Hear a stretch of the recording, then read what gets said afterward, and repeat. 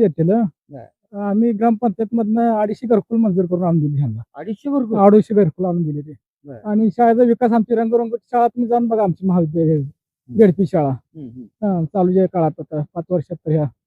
होय, विकास कामामुळे तुम्हाला वाटते की या गटामध्ये आपणचं चांगलं काम चांगलं चांगलं काम आहे. गटात बी आहे आणि गावात बी वैयक्तिक आहे. पेनोर गटाला पूर्ण काम चांगलं आहे आपलं.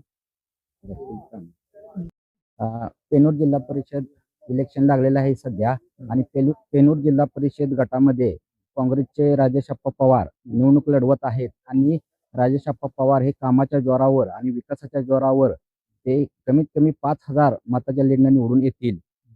आपांनी गावामध्ये पेवर ब्लॉक बसवण्याचं काम केलेलं आहे. पाण्याचा प्रश्न मार्गी लावलेला आहे. मराठी शाळेमध्ये जे काय लहान मुलांना साहित्य आहे त्याचं वाटप करून 1 नंबर शाळा जिल्ह्यामध्ये बनवण्याचा प्रयत्न केलेला आहे. तसेच दुष्काळामध्ये जे जनावरांना दुष्काळ पडला त्यावेळी चारा छावणी असेल, पिण्याचा पाण्याचा प्रश्न असेल ते आप्पांनी मिटवलेला आहे आणि आप्पा भरघोस मताने निवडून येतील अशी अपेक्षा आहे. झडपी गटाचं आता इलेक्शन चालू आहे. जर आप्पाच्या आतापर्यंत विकास कामांना जर बघायला गेलं तर आतापर्यंत गावात तुम्ही जे काही बघताय सर्व काही जे रस्ते असू द्या, शाळा असू द्या किंवा प्युअर ब्लॉक असू द्या किंवा अजून पाण्याची सोय असू द्या ते समजा राजशप्पांच्या काळात आले समजा. मग आता काय झडपीसाठी त्यांनी उतरलेत काय म्हणायचं तुम्हाला? येतील निवडून अशी अपेक्षा आहे आमची आणि 100% येणार तर आहेच. काय सांगाल आपण आज? आतापर्यंतच्या कारकिर्दीत शिंदे साहेब असल्यापासून खासदार शिंदे साहेब असताना सुद्धा राजेशप्पा हे पूर्वीपासून काँग्रेस पक्षात एकनिष्ठपणे आहेत. या ठिकाणी कोथाळे गावात सुरुवातीला कुंती मातेच्या यात्रेचं नियोजन किंवा मंदिरच इथं उपस्थित नव्हतं.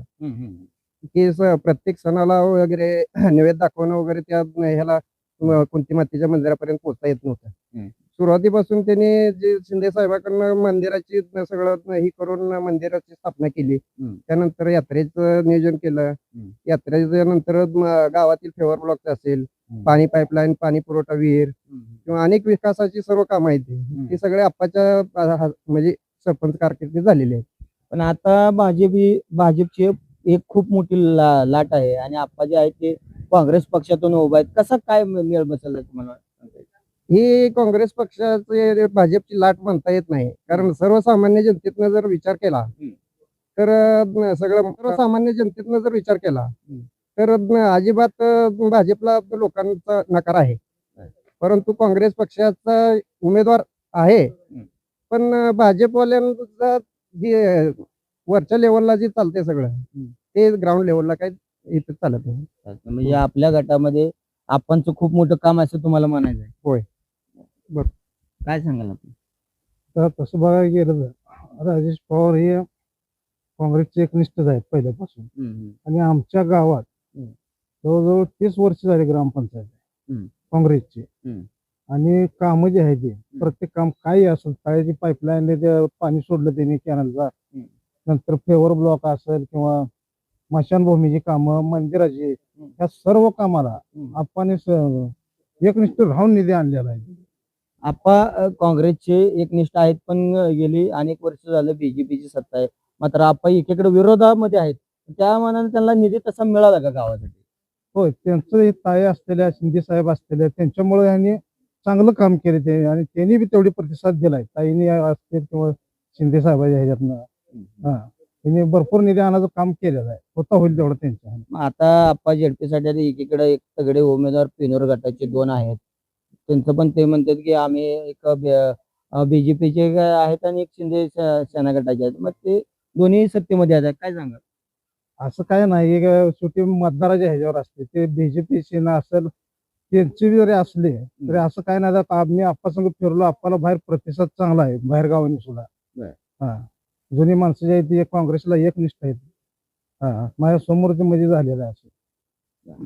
मधील ग्रामस्थ आपल्यासोबत बोलतात. काय आपल्या झेडपीचं इलेक्शन चालू आहे, काय वाटतं आपल्याला कोण उमेदवार असावा? आपल्या गावातलेच उमेदवार योग्य आहे, काम करणारा व्यक्ती आहे.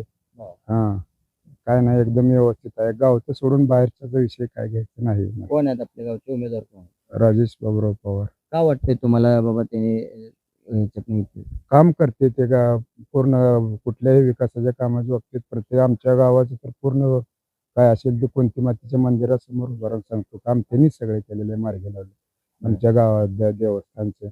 आणि मी जास्त देवस्थानच्या ह्याच्यात असतो जास्त. अशी संप्रदाय. कुठली कामे आहेत बाबा त्यांनी केलीत ते ज्याचा गावाला फायदा झाला आणि गाव सुशोभित झाले?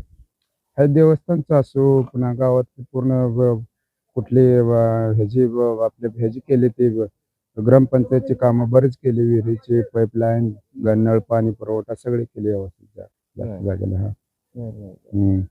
कामाच्या बाबतीत काही नाही, काय एकदम व्यवस्थित काम. महत्वाचं असते, आलं का? व्यक्तिमत्व महत्वाचं असते. बाकीचा पक्ष कुठलाही असो, व्यक्ती कसा आहे.